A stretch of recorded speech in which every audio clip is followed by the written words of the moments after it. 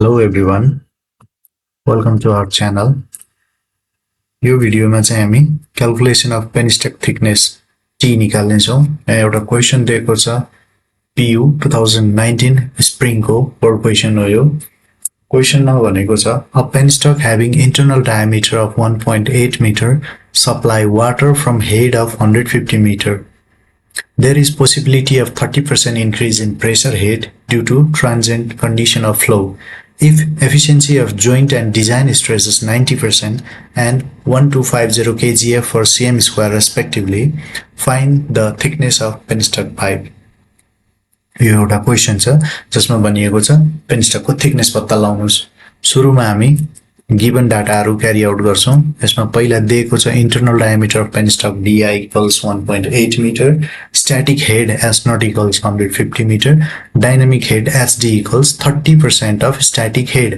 यो भनेको 30% of 150 equals 45 meter हुन्छ। अब यहाँ टोटल हेड निकाल्छौं हामी। पहिला S naught plus SD equals 150 static head plus 45 भनेको dynamic head, यानी टोटल हेड भयो। Total head of the penstock भयो 195 मिटर। त्यसपछि अर्को डिजाइन स्ट्रेस दिएको छ क्वेशनमा 1250 kgf for cm square।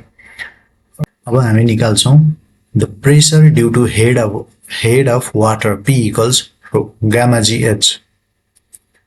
यहाँ दिएको छ 1000 times of 9.81 times of 195 newton पर मिटर स्क्वायर। 195 h height यानी कि हेड अफ द प्रोजेक्ट। यसलाई सिम्प्लिफाई गर्दा यति भ्यालु आयो र यसलाई फर्दर सिम्प्लिफाई गरेर kgf युनिट सिमिलर गर्दाखेरि 19.5 kgf for cm स्क्वायर आयो। अब निकाल्छौं हामी पेनस्टक थिकनेस। थिकनेस निकाल्ने फर्मुला छ T equals PR is divided by sigma times efficiency minus 0.6 P plus 0.15। यसमा R भनेको चाहिँ radius of internal diameter of the penstock हो। R डायमिटर दिएको छ 180, यसलाई रेडियसमा लिँदा 90 सेन्टिमिटर भयो र यो भ्यालुलाई हामीले यो माथिको फर्मुला प्लेसिङ गरिसकेपछि 1.726 सेन्टिमिटर चाहिँ थिकनेस अफ द पेनस्टक आयो। यो एउटा प्रोसेस हो। अर्को प्रोसेस सिम्प्लिफाइड प्रोसेस यानी कि फर्मुलाबाट पनि थिकनेस निकाल्न सकिन्छ।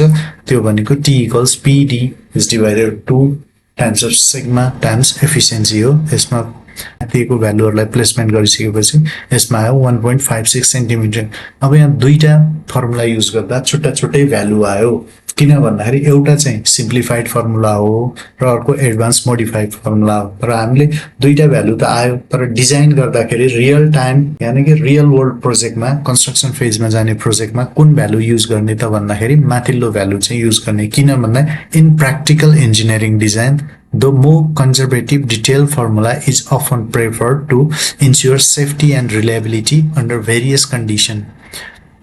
The simplified formula provides a theoretical minimum thickness that might not account for the all real world factors.